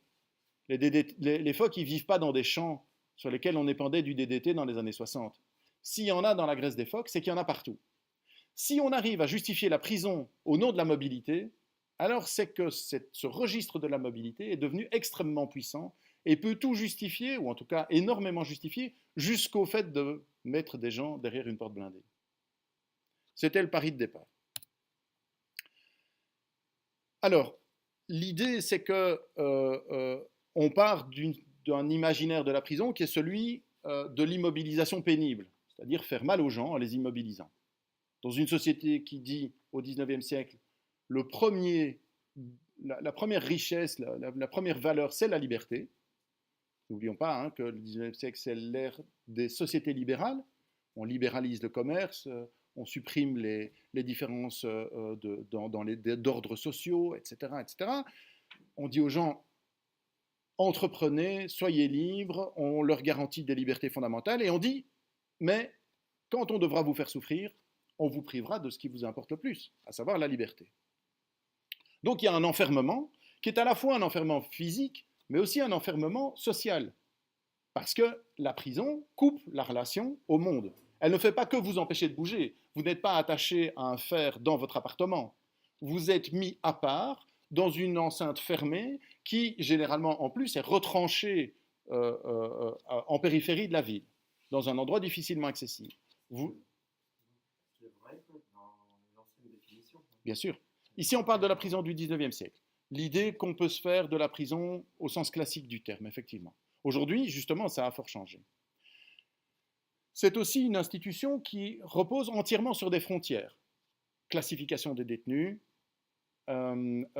cloisonnement intérieur extrême, puisque ce n'est pas seulement un mur d'enceinte, c'est aussi un cellulaire. Donc la prison moderne, c'est avant tout, en tout cas dans l'imaginaire, moins dans la pratique, mais dans l'imaginaire, parce que c'est cher de construire des prisons cellulaires. Mais donc ce sont des cellules où les gens sont mis en isolement. Donc l'idée du cloisonnement intérieur, l'idée d'un jeu de frontières, de sorte de poupées russes dans lesquelles on est enfermé, c'est finalement ce qui fonde l'imaginaire et le projet carcéral au départ. C'est aussi une immobilisation sociale, c'est-à-dire qu'on vous met à part, on vous empêche d'interagir, on vous empêche de faire évoluer vos relations. Et c'est aussi l'idée d'un temps perdu. Ça, c'est très important. C'est un temps qui est très lié à la forme limite parce qu'a priori, vous êtes condamné à un certain temps. On vous retranche 10 ans de votre vie. Ça commence tel jour, ça finit tel jour. Dans la pureté des origines, alors ça a été vite relativisé, mais dans la pureté des origines, c'est ça. C'est un temps dans lequel on vous dit, on va vous enfermer, vous allez être entre quatre murs, vous ne ferez rien, il ne se passera rien, et vous êtes juste puni par ce retranchement de temps. Donc on est dans un imaginaire qui est extrêmement marqué par cette figure de la forme limite. La proposition, et ce qui ressort des analyses que je suis en train de faire, c'est qu'on est passé vers une représentation de la prison comme mobilité éprouvante. C'est-à-dire, on n'est plus dans l'immobilité pénible, on est dans une mobilité éprouvante, c'est-à-dire une mise à l'épreuve par la mobilité. En gros, la prison, si on lit les travaux parlementaires, c'est devenu une sorte de lieu de rencontre. C'est-à-dire que les gens ont des trajectoires sociales, pénales, et à un moment donné, il se fait qu'ils se croisent en prison. C'est plus tellement un endroit fermé, c'est un endroit où quand on entre, d'ailleurs, on doit déjà prévoir de sortir. Et quand on entre, on vous dit, qu'est-ce que vous allez faire de votre temps en prison ? La loi pénitentiaire belge prévoit un plan de détention. Vous êtes incarcéré et théoriquement, un assistant social doit vous recevoir et vous dire, bon, alors vous êtes ici pour 5 ans, c'est quoi votre projet ? C'est ça. C'est-à-dire qu'on n'est plus dans un temps retranché, un temps perdu, on est dans un temps mis à profit pour infléchir une trajectoire. On n'est plus du tout dans l'imaginaire d'immobiliser une personne en lui disant « tiens, ça va te faire mal », on est dans l'imaginaire de dire « il faut réorienter cette personne ». On ne réoriente pas en lui mettant un mur devant elle, évidemment. On réoriente en en l'obligeant à faire une inflexion de trajectoire. On est dans un système donc, où on va lui demander une activité. Par exemple, on va lui demander de prendre contact avec sa victime, de proposer une réparation, de faire un projet de formation, de faire éventuellement un projet par rapport à sa famille avec lequel il y a peut-être des problèmes, un projet par rapport à sa consommation de drogue, à des problèmes de santé mentale, etc. Et tout ça va être consigné dans un plan. Donc on lui demande une activité, mais on lui demande aussi une activation, parce que les travaux parlementaires sont très clairs, il n'est pas question de le prendre en charge. Il est question de lui faire une offre de service la plus large possible et de lui dire, voilà notre catalogue de services, un peu comme si vous aviez une sorte de room service et que vous disiez, je vais d'abord prendre un psychologue et puis après je vais prendre un dentiste. Donc, quelque chose de cet ordre-là. En tout cas, c'est une offre de service dont on l'invite à se saisir, exactement comme par rapport à un chômeur, par exemple. On va lui dire, bon, et maintenant, comment est-ce que tu vas te tirer de là? Qu'est-ce que tu mets en place comme formation? Comment est-ce que tu vas faire ton CV, etc., etc. C'est aussi évidemment un système participatif, parce que ce qu'on dit aux détenus, c'est on ne va pas te punir tout seul, hein, il faut que tu collabores. Donc tu dois être partie prenante au projet de ta détention. Il n'est pas question que tu sois passif. D'ailleurs, la participation, il doit y avoir des organes consultatifs de prisonniers dans les prisons, et on va gérer avec ça, enfin on est censé gérer avec ça la vie de la prison, et d'ailleurs les détenus sont encouragés à participer aussi à la prison en tant que système de sécurité. Sans leur participation, on n'arrivera pas à faire fonctionner ça. De la même manière, le personnel pénitentiaire n'est plus un simple exécutant, on lui demande aussi de mettre en place des systèmes participatifs de gestion de la prison.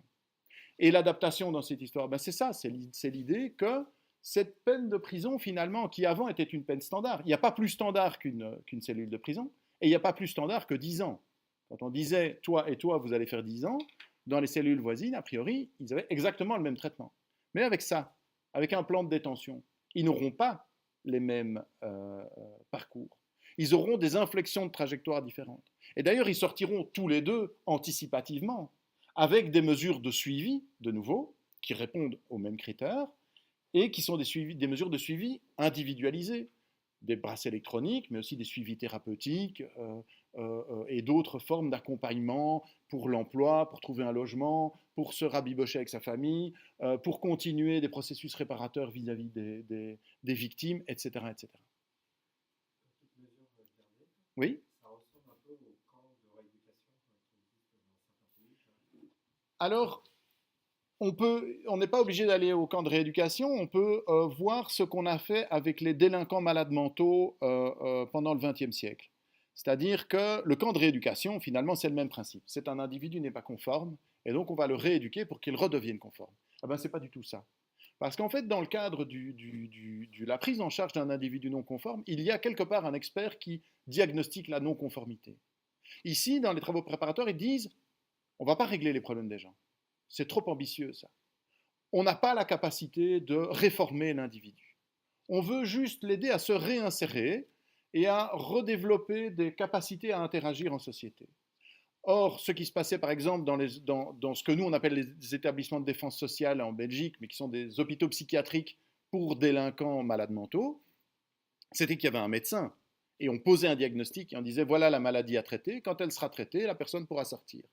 Là, on est dans un imaginaire de prise en charge. Il y a quelque part un ingénieur à l'extérieur, quelqu'un qui pense les choses et qui dit tu ne le reconnais pas, mais ton problème c'est ça. Ici, ce qu'on lui dit, c'est mets-toi un peu à table et dis-nous quel est ton problème. Et en fonction du problème que tu vas nous désigner, on va penser ensemble des mesures pour régler tes problèmes. Et c'est toi qui les régleras d'ailleurs, tes problèmes. Il ne faut pas croire que c'est nous avec nos médicaments ou avec des thérapies, ou etc. C'est pas ça. Tu as un problème. Ton premier problème, c'est quoi? C'est que tu dois indemniser ta victime. Bon, mais comment tu vas t'y prendre? Tu vas travailler en prison, ok, tu vas payer, ça va, il faut prendre contact avec la victime. Est-ce que tu ne penses pas que des excuses, ça pourrait aussi faire bien dans l'histoire, etc. Il ne faut pas oublier aussi qu'il prépare sa libération. Hein. Quand il sera libéré, il faudra qu'il montre qu'il a un bon plan de détention pour dire, regardez, j'ai été un individu capable de respecter ces critères-là, je suis un bon individu mobilitaire, libérez-moi, et je referai un autre projet pour maintenant quand je sors, puisqu'on lui demande un plan de réinsertion. Et je vous montrerai que je peux continuer à être un bon individu mobilitaire. Et d'ailleurs, quand j'irai après au Pôle emploi ou à l'ONEM chez nous, je ferai le même jeu. Et dans ma boîte, si je retrouve du boulot, je ferai le même jeu. c'est cette idée, si vous voulez, qu'on renvoie vers l'individu, l'idée de « et maintenant, qu'est-ce que tu fais ?» Ce questionnement-là m'a aussi amené à poser des questions sur ce que c'est la prison. Alors, ici, on voit, la proposition, c'était, ce que j'ai un peu détaillé, c'était le passage des immobilités pénibles aux mobilités éprouvantes. Mais par exemple, on pourrait s'interroger sur la désincarcération du carcéral. C'est-à-dire que, c'est quoi la prison ? La prison, c'est un bâtiment, a priori, au départ, où on purge exclusivement des peines privatives de liberté. Quand on lit les travaux préparatoires, on voit que la prison n'est plus le lieu exclusif d'exécution d'une peine privative de liberté. Il y a des gens, par exemple, ils reçoivent leur billet d'écrou, ils se présentent à la prison, on leur donne un bracelet électronique et rentrent chez eux. Ils purgent une peine de prison, mais ils sont chez eux. Mais ils peuvent sortir à certains moments. Voire ils sont obligés de sortir à certaines heures. S'ils ont un travail, ils ne peuvent pas être chez eux pendant les heures de bureau, par exemple. Donc, on est dans quoi ? Où est la prison à ce moment-là ? Est-ce que la prison... Est-ce qu'il faut continuer à tout penser au départ de ce bâtiment, ou est-ce qu'on est dans des formes de porosité, où les gens rentrent et sortent de plus en plus facilement, où a priori les services disponibles à l'extérieur sont censés être disponibles à l'intérieur, etc. Où finalement on est dans une sorte de ce que j'ai appelé une lasagne spatiale carcérale, c'est-à-dire un système dans lequel on est face à des dispositifs de gestion et de contraintes liées à la mobilité, tantôt des obligations de mobilité, tantôt des interdictions, tantôt une incarcération, mais avec l'obligation de faire des projets, etc., tantôt une libération, mais avec des limitations des périmètres qu'on peut parcourir et des obligations de chercher du boulot, donc de s'activer, etc. Et donc à ce moment-là, la question c'est, qu'est-ce que le carcéral ? Ben voilà, cette approche par la mobilité m'a amené à me dire, est-ce qu'on peut continuer en tant que criminologue à s'inquiéter uniquement de ce qui se passe dans les murs et à dire le problème, il est là, c'est dans les murs. Alors qu'en fait, le système a largement débordé, et alors aussi que les mécanismes qui servent à contraindre et à suivre les individus dans et hors les murs sont extrêmement similaires à ceux qui servent à contraindre les citoyens ordinaires. Un des impératifs posés par la nouvelle loi, c'est la normalisation de la prison. Faire en sorte que la prison soit la plus ressemblante possible à l'extérieur. Et il y a deux manières de le réaliser. Soit on supprime la prison, ça deviendra très normal, soit alors on exporte les modes de gestion de la prison vers l'extérieur. C'est-à-dire que la normalisation, est-ce que c'est faire en sorte que la prison devienne la norme ou que la normalité rentre en prison ? Oui ? J'ai juste une question par rapport à ça. On s'est dit à ce qui m'est arrivé ce matin. Ah. Dans une réunion où des acteurs industriels vont déployer une nouvelle application sur le territoire de Saclay pour la mobilité avec le smartphone qui va permettre de tracer non seulement les usages, enfin le parcours, mais les usages. On aura des tokens green si on prend un vélo, si on a un covoiturage, etc. Et l'employeur sera au courant pour pouvoir aussi lui donner certains avantages à des employés, moins à d'autres, etc. Il y a déjà une entreprise test où les gens sont d'accord avec ça. Donc, c'est assez effarant, une mode de surveillance que chacun est en train d'accepter sous l'argument de la récompense. Mais là où il y a une récompense, il y a aussi une punition finalement quelque part. Et là aussi, la personne toute seule qui prendra sa voiture, qui fumera un cigare dans sa voiture, etc., il va avoir des red tokens dans tous les sens et lui il sera méchant. Et alors la question qui est derrière, parce que l'argument qui est donné toujours et qui ressort, et c'est pour faire le lien avec le laboratoire qui est ici, c'est mais il y a des données temps réel, pourquoi on ne fait pas ? Alors, est-ce que finalement, derrière tout ça, parce que la surveillance électronique, le contrôle des mobilités, c'est la donnée, elle sert à tout. Est-ce que finalement, la donnée, c'est le moyen, l'argument, ou c'est une des causes de cette dérive ? Oula, ça comme question. C'est sans doute on met tout sur le dos. Hein, oui, c'est sans doute les trois. C'est-à-dire qu'on ne collecte pas des données par hasard. Je veux dire, par exemple, ici, vous dites qu'il y aura des tokens, etc. Je suppose qu'il y a des dispositifs physiques qui sont mis en place et qui permettent une communication entre le smartphone et le vélo au moment de l'utilisation d'un vélo partagé, par exemple, je suppose. Et qu'on devra sans doute badger, entre guillemets, à l'entrée du RER, si on prend le RER, enfin ce genre de choses, je suppose, ou le métro, ou le bus. Il y aura une carte unique qui servira à tout. Voilà, c'est ça. Donc on a bien mis en place là des dispositifs qui servent à collecter des données. Alors évidemment, le problème c'est que pour le faire, ça veut dire qu'il faut anticiper un besoin potentiel. Donc il y a toujours une préméditation. En même temps, une fois que les données sont là, elles dépassent toujours ce qu'on espérait. Et rétrospectivement, on peut toujours se dire, tiens, je retournerais bien voir là-dedans parce que, peut-être pas pour un profil individuel, mais parce qu'on n'avait pas pensé que peut-être que les personnes qui habitent dans tel quartier auraient des difficultés à utiliser. Comment ça se fait que tous les gens qui habitent là-bas ont des tokens rouges, alors que ceux qui habitent là-bas ont des tokens verts? Qu'est-ce qui se passe? Donc, voilà. Et à ce moment-là, on se retrouve avec des récursions et tout ça.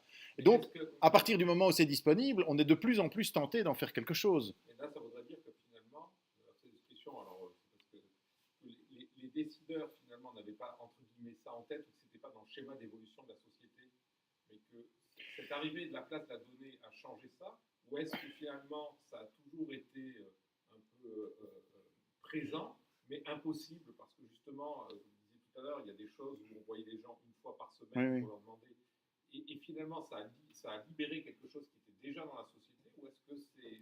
À mon sens, ce qui change très fort, c'est le passage du discret au continu.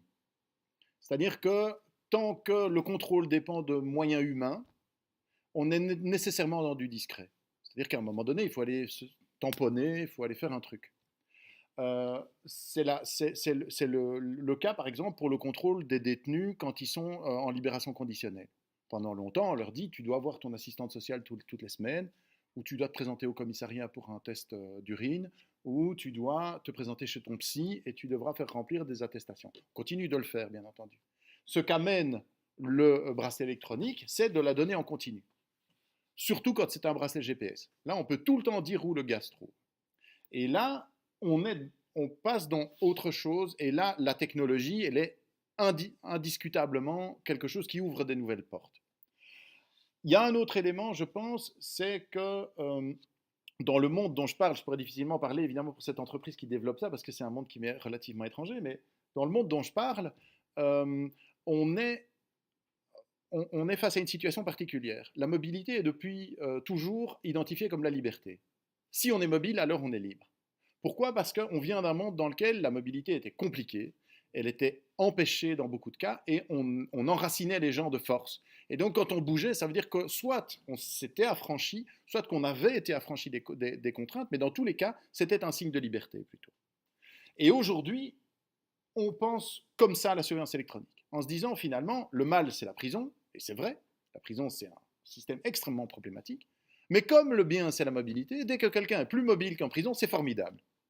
À quoi est-ce qu'on assiste aujourd'hui? On assiste à des détenus qui retournent en prison, qui disent je veux plus du bracelet électronique, je veux retourner en prison. Parce qu'en fait, là au moins je sais que je ne peux pas bouger comme je veux. Et là, au moins, je ne suis pas obligé d'aller chercher à bouffer, etc. Parce que j'ai des désavantages des deux côtés. Et ils se rendent compte que des mobilités obligatoires qu'ils ont du fait du bracelet électronique deviennent des mobilités qui les font souffrir. Et donc, un des éléments, ça sera de remettre en question le caractère positif que nous attribuons à la mobilité. En disant, la mobilité, c'est forcément bien. Plus on est mobile, mieux c'est. Ça, c'est vraiment une grande difficulté. Enjeux de la mobilité, j'ai parlé de la décongestion de la mobilité contrainte, justement. Il y a une partie de la mobilité qui est plus liberté, donc bien sûr, aller au boulot le matin, etc. Et on m'a dit, démobilité c'est bien, mais on ne peut pas dire contrainte. Donc ça illustre oui, bien sûr, c'est clair. Décongestion de la mobilité c'est bien, décongestion de la mobilité contrainte, non. Tout à fait.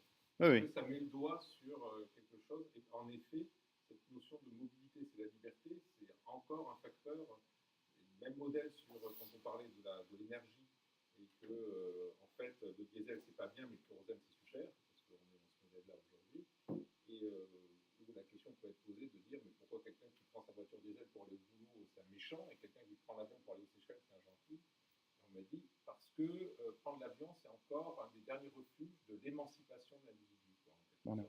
On voyage, on va voir les autres, etc. Donc l'énergie dépensée pour ça elle est positive. D'accord. Donc il y a ces notions là en effet de tenir à la mobilité comme étant de toute façon quelque chose qui reste la liberté, même si c'est de moins en moins vrai, et notamment surtout les aspects que vous donnez. Là, par contre, je pense que c'est consciemment que certains décideurs tiennent à imposer ces notions-là. Ici, pour peut-être quelque chose qui aura un lien avec ce que vous disiez tout à l'heure à propos de ces données de mobilité, de tokens et tout ça, c'est dans l'évolution des temporalités carcérales, il y a quelque chose qui est très marquant. C'est que c'est quoi la temporalité carcérale traditionnelle? C'est un juge à un moment donné dit, je considère ce qui s'est passé antérieurement et maintenant je prononce une condamnation qui vaut pour les X années à venir et qui te condamne de manière fixe. Donc c'est un système extrêmement rigide qui est un système de récursion et puis prévision, planification de quelque chose pour l'avenir. Or maintenant, on est entré dans un système qui est beaucoup plus un système d'anticipation et de récursion.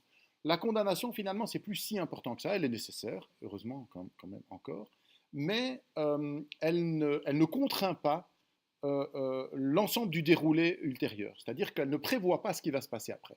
C'est un juge d'application des peines qui va s'occuper de ça. Donc c'est un suivi qui, au fur et à mesure du déroulement de la peine, va adapter en fait ce en quoi consiste la peine. Donc au moment où on est condamné, on ne sait pas ce qu'on va subir. On sait qu'on va subir quelque chose, mais que ça va seulement être déroulé. Et à ce moment-là, on fait une anticipation des besoins en données, en fait. C'est-à-dire que ce qu'on dit, c'est qu'on dit au gars, tu vas faire un plan, tu vas t'engager à, on va faire des rapports sur toi, etc. Puis quand il sort, on va te donner un bracelet. Enfin, on ne donne pas un bracelet en sachant que le type va sortir. On fait un bracelet en disant, on a besoin de données, parce qu'au cas où il partirait, il faudra qu'on puisse aller consulter les registres de localisation. Quand on a un bracelet GPS, c'est très clair, parce qu'il ne s'agit plus seulement de détecter si on est à la maison, il s'agit aussi de détecter par où on va au boulot, si on fréquente des lieux, des débits de boissons, etc. Mais il n'y a pas quelqu'un qui est en permanence en train de dire « Et maintenant, où est-ce qu'il est ?» Ça fait une demi-heure qu'il est au café du commerce, qu'est-ce qu'il fout là? C'est pas comme ça que ça se passe. Il y a des éléments déclencheurs à un moment qui sont des alertes qui entraînent un réexamen du dossier. Et à ce moment-là, on dit « Bon, qu'est-ce qu'on avait prévu comme données? Qu'est-ce qu'on peut aller vérifier ?» Et alors, on va vérifier dans les enregistrements antérieurs. Et évidemment, les dispositifs électroniques sont particulièrement intéressants parce qu'ils stockent une quantité de données gigantesques dont on sait très bien qu'on ne pourra pas les gérer pour tout le monde, mais qui permettent des récursions. Et à ce moment-là, qu'est-ce qu'on fait? On reprend une décision et on dit, puisque tu as fréquenté un débit de boisson alors que tu ne pouvais pas, on va restreindre ton truc et maintenant on va enregistrer ça comme données en plus et tu vas devoir en plus faire ceci, cela, etc. Et donc on est dans des systèmes comme ça qui sont comme des boucles de récursion, d'anticipation, éléments déclencheurs, réexamen de sets de données, puis etc. Et donc, quand vous disiez qu'est-ce qu'on fait quand on met ça en place? Mais en fait, à la fois, on anticipe des besoins dont on sait qu'ils existeront, mais en même temps, on sait qu'on constitue des sets de données qu'on ira revoir en fonction de problématiques qui naîtront à des moments, par exemple, où des alertes se déclencheront. Alors ces alertes, ça peut être une récidive, mais dans un autre cas, ça peut être des bus vides ou des bus pleins. Ou des systèmes de retraite. Ce que vous venez de décrire là, c'est le système des retraites tel qu'il va arriver. C'est-à-dire qu'il n'y aura plus de droits et de retraite, on aura par des systèmes, etc. Et puis les parcours professionnels, les données stockées feront qu'à chaque moment, la retraite que l'on aura, qu'on pourra avoir droit, pourra être réadaptable, on pourra revenir en arrière, etc. Parce que là aussi, la notion de frontière tout à l'heure, en disant je travaille jusqu'à tel âge, j'ai fait tant d'années et après je pars à la retraite, c'est terminé. Et derrière ce qu'on appelle la capitalisation, c'est aussi une espèce de modification finalement du contrat social. Et dès qu'on nous parle d'individualisation pour coller au mieux au parcours, blablabla, on rentre dans des schémas de ce type-là. On est en train d'essayer de nous faire parler dans les universités pour les étudiants, avec des idées qui sont derrière, qui à mon avis sont pas très saines. Sur le milieu carcéral, finalement, c'était déjà un peu comme ça avant, parce qu'il y avait des notions de remise de peine, alors qui n'étaient pas faites nécessairement sur l'analyse de données. Alors, si c'était de l'analyse de données, il s'est bien comporté, donc il n'y avait pas la quantité de données.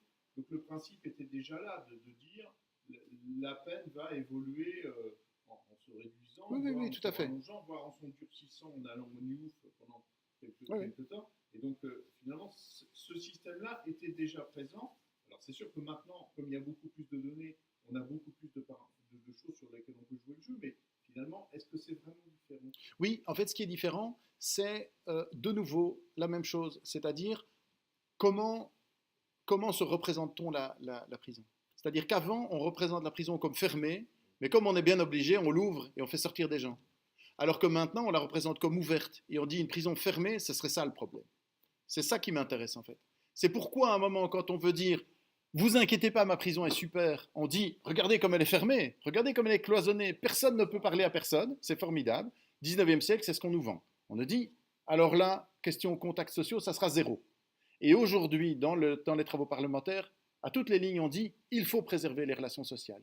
À l'intérieur, à l'extérieur, il faut faire rentrer les services, il faut faire rentrer les familles, il faut faire sortir les détenus le plus vite possible. Et ce qui est intéressant, ce n'est pas que ça se fasse, parce que vous avez raison, la prison n'a jamais été fermée, jamais. Par contre, ce qui est intéressant, c'est qu'aujourd'hui, c'est ça qu'on vend pour dire que la prison peut être juste. Alors qu'avant, on vendait sa clôture. Et aujourd'hui, on vend son ouverture. Voilà, donc voilà tout ce trajet pour arriver à finalement c'est quoi la mobilité et ce que j'essaye de faire. J'ai travaillé sur le management de la justice, sur les modes alternatifs de résolution des conflits et la surveillance électronique, mais on peut aborder les questions de genre, les mobilités résidentielles, la famille, les systèmes étatiques. Il faudrait encore, mais on n'a pas le temps, ça a déjà bien duré, vous avez été bien patient. On pourrait parler des résistances de l'idéologie de l'ancrage. Le mouvement un papa, une maman, etc., ben, c'est une résistance à des modes de relativisation des différences entre les sexes, des modes de famille différents qui ont émergé. Quand on voit la crispation qu'on peut faire sur la couleur rose, on se dit qu'il y a là forcément une réaction par rapport à des décloisonnements qui posent problème. Le regain de l'intérêt pour les frontières, il faut quand même se rendre compte qu'on reparle d'instaurer des frontières internes à l'Union européenne. Donc on voit bien que l'idée de la frontière et de la défense de la frontière et du territoire, etc., n'est pas morte. Elle a pris du plomb dans l'aile, mais elle est toujours là et elle revient.